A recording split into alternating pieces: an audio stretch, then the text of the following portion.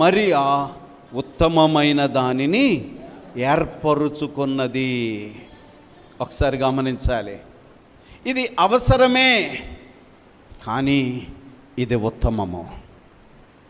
2 points మీరు catch చేస్తే ధన్యులం అయిపోతాం. అర్థమైందా?